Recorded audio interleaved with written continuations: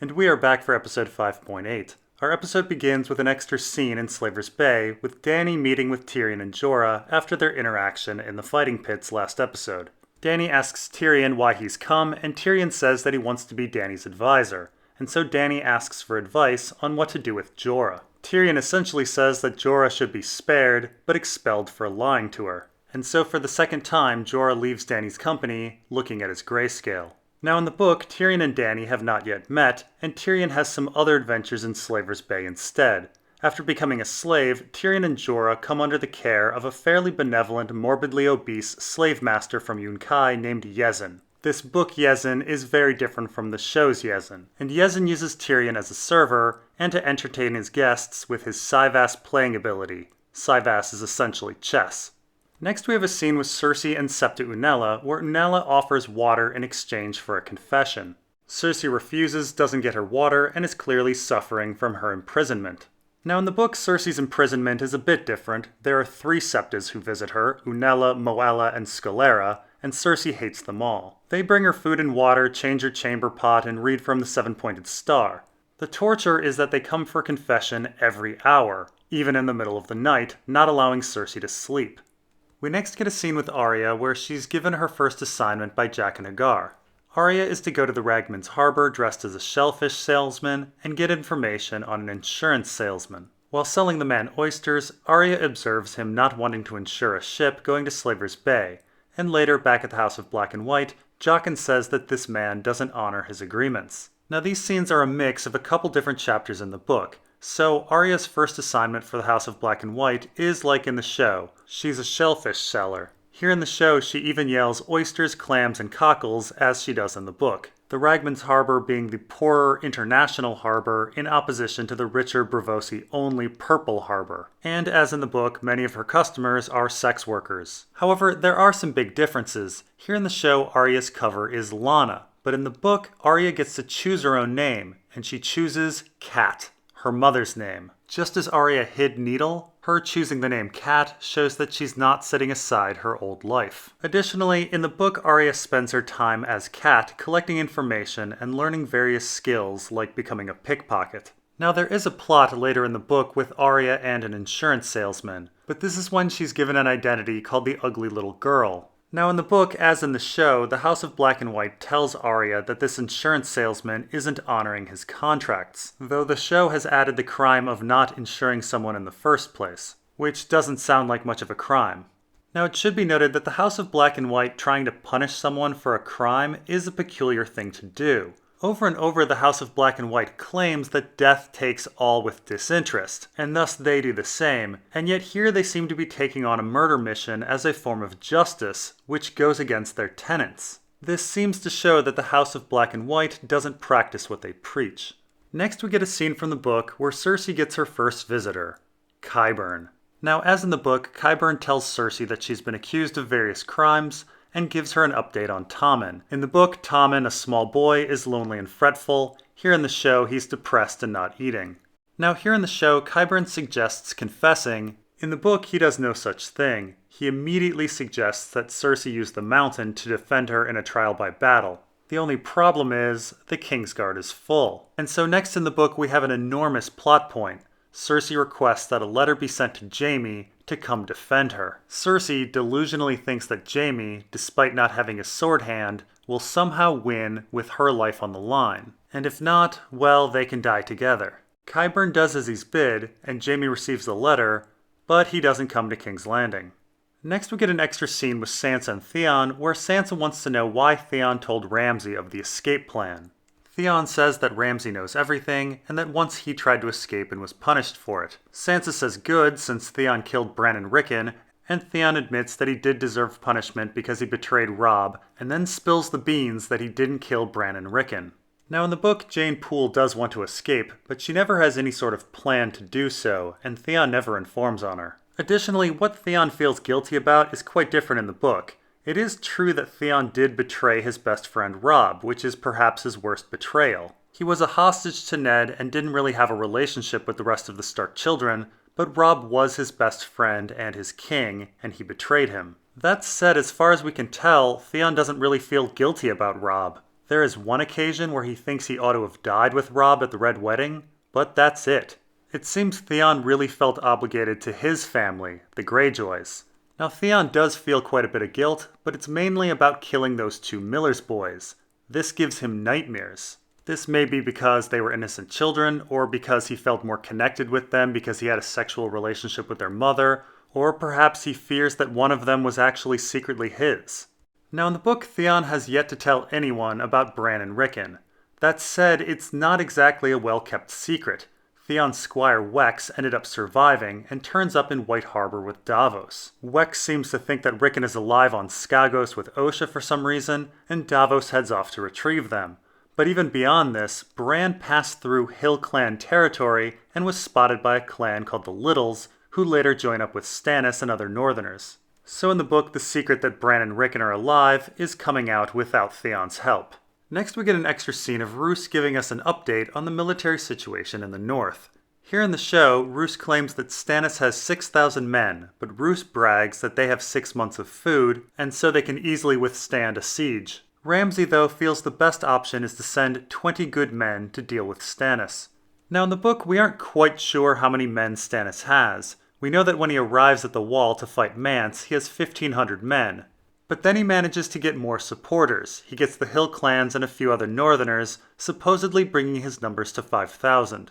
I say supposed because this number is based on a letter that he sends Jon at the Wall that may be misinformation meant to trick Roose. No matter the number, Stannis' situation is dire. His men are starving. But Roose's situation is also grim. Roose likely has more than 5,000 men and the defenses of Winterfell, but his men are starving as well, and the factions are plagued with infighting. And some of this infighting has been caused by Ramsay. Ramsay has been abusing his bride, and has perhaps killed his squire, a Frey. Because of the infighting, Roose is actually forced to send out a portion of his strength, the Freys, to face Stannis. And Stannis versus the Freys will become the so-called Battle of Ice. Also, in the book, there's never an elite force of 20 good men. We then get an extra scene with Tyrion and Dany discussing their fathers in politics. Both Dany and Tyrion express disapproval of their father's actions and discuss changing the system. Dany expresses a desire to break the wheel. So in the book, while Tyrion certainly has strong negative feelings about his father, Dany is a bit conflicted. Barristan told Dany that her father was both good and bad, but Dany said she wasn't quite ready to hear those stories about him yet. So Book Dany only very abstractly knows that the Mad King was an accurate name. She, for example, doesn't know about Aerys cooking Rickard Stark alive, or the wildfire under King's Landing. Now here in the show, Dany is quite explicitly a revolutionary who claims she wants to change the world. Interestingly, in the book, others call Dany a revolutionary, but Dany herself never thinks about these changes as part of any plan or grand political reform. Dany ends slavery and pit fighting in Slaver's Bay essentially on a whim, thinking little about the grander systematic consequences or sustainability. And she has yet to speak of any revolutionary changes for the Seven Kingdoms, other than her becoming queen. We then get an extra scene of Jorah selling himself back into slavery to Yezzan so he can fight in the pits in front of Dany. Now, as I said earlier, Book Yezzan is rather different from Show Yezzan. The obese Book Yezzan is actually a pretty nice guy and a promoter of peace. He actively tries to dissuade the other Yunkish lords from war with Dany. However, Yezzan ends up getting dysentery and dies. And with the death of Yezzan, Tyrion, Jorah, and their third companion Penny then escape and head over to a sellsword company called the Second Sons, where Tyrion pays them a hefty bribe, paid in promissory notes, to let them join. This debt is heavily paralleled to Stannis' borrowing of money from the Iron Bank, and both Tyrion and Stannis sign their contracts in blood. And so while Stannis enters into the Battle of Ice in the north, Tyrion enters into the Battle of Fire in Slaver's Bay. We then get back to Cersei with Unella demanding a confession in exchange for water. The water is spilled on the ground, and Cersei sucks it up. Again, in the book, Cersei is not deprived food or water, but sleep. And then we get an extra scene of Gilly patching up Sam. Olly then comes in and asks why Jon has allied himself with Tormund when Tormund killed his family. And Sam essentially says that difficult alliances need to be made. Again, none of this happens in the book. The main problem with the Wildling alliance is not past grudges, though that's certainly part of it. The problem is food. And next we get a long extra scene at Hardhome. So here essentially Jon meets with the Lord of Bones, or Rattleshirt, and Tormund beats him to death. Jon then treats with a Thenn named Loboda, a woman named Carsey, and Woon Woon. Tormund then vouches for Jon and wins Carsey and Woon Woon's trust. They start packing up the wildlings when the White Walkers come. They try to close the gates, but the White Walkers start getting through. There's a bunch of fighting. Jon goes to find some dragonglass that he brought and runs into a White Walker. They fight, and Jon ends up killing the White Walker with his Valyrian sword. The Whites then overwhelm them. Loboda and Carsey are killed, but Jon gets a bunch of the wildlings on the boats. The Night King then appears and raises all of the dead, and the episode ends. Now this entire adventure doesn't happen in the book. After Mance is defeated at the Wall, the wildlings break into 3 factions. The Weeper faction, the Tormund faction, and the Mother Mole faction. Mother Mole receives a vision of salvation at Hardhome and takes about 5,000 wildlings there. Hardhome is an odd place. It was at one time the only wildling town of any size north of the Wall. And then, about 600 years ago, it just blew up. We have no idea what happened. Perhaps a volcanic eruption, perhaps a nuclear bomb, perhaps magic. Who knows? There was a massive explosion, and it rained ash for 6 months. Now, Mother Mole's group doesn't find salvation at Hardhome. Instead, some slavers steal a bunch of them, and then the others start attacking. Melisandre sees a vision of their death, so Jon sends some ships to rescue the group. The rescue mission goes horribly for a number of reasons: weather, mistrustful wildlings, dead things in the water, and so Jon plans a rescue mission for the rescue mission over land that he would lead. At the last minute, Jon receives a threatening letter, supposedly from Ramsay, so he assigns Tormund to lead the mission. But then Jon is stabbed. So we have no idea if this second rescue mission is going to Hardhome at all. Now, here in the show we meet Rattleshirt again, who hasn't been seen since season 3, and he is almost immediately killed. In the book, Rattleshirt's fate is quite different. Rattleshirt is captured prior to the attack on Castle Black by the Night's Watch, and reveals to everyone that Jon killed Qhorin Halfhand. After Stannis wins, Stannis is unimpressed with Rattleshirt, and so he glamours Rattleshirt to look like Mance and burns him alive in Mance's stead. Mance then poses as Rattleshirt for a while at Castle Black before being sent to rescue Arya from Ramsay Bolton. All of the other characters here at Hardhome are show only, save Woon Woon. In the book, Jon takes a group of recruits to the weirwoods north of the Wall to have them swear their vows, and runs into some wildlings and Woon Woon, who they invite to come back with them. It's at that point that Woon Woon joins the Night's Watch's company. Here, Woon Woon seems to have a limited understanding of the common tongue. In the book, he only speaks the Old Tongue and relies on the other wildlings to translate for him. So Loboda is the new Magnar of Thenn in the show, but in the book the new Magnar is Sigorn, who kneels to Stannis after the Battle of Castle Black. Keep in mind, the book Thenns are kind of the reverse of the show Thenns. They are the most civilized, existing under a feudal structure and practicing mining. There are cannibal clans in the book, but there are not Thenns. So in the book, Jon actually marries a character named Alice Karstark to Sigorn of Thenn to prevent her from being forced to marry her uncle and having her birthright stolen. It's actually a moment where Jon becomes quite intertwined in the politics and affairs of the realm and oversteps his supposed neutral role as Lord Commander of the Night's Watch. Now, the Hardhome episode is the big return of the White Walkers' Army of the Dead, who have not really been seen en masse since the end of Season 2. In the book, we are still waiting for this return. The Army of the Dead was last seen by Sam at the Fist of the First Men. Yes, Sam saw some Walking Dead when escaping Craster's Keep, and then a few attacked a character named Varamir Sixskins, and Bran when he made it to the Cave of the Three-Eyed Crow.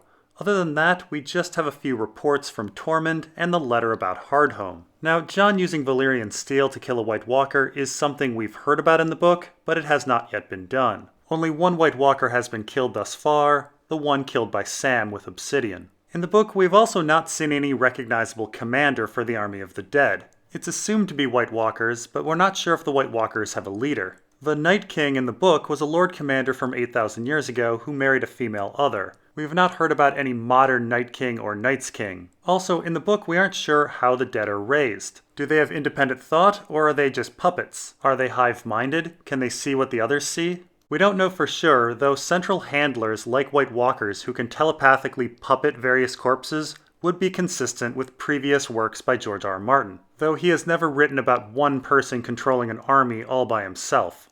And that's all for episode 5.8. See you in episode 5.9.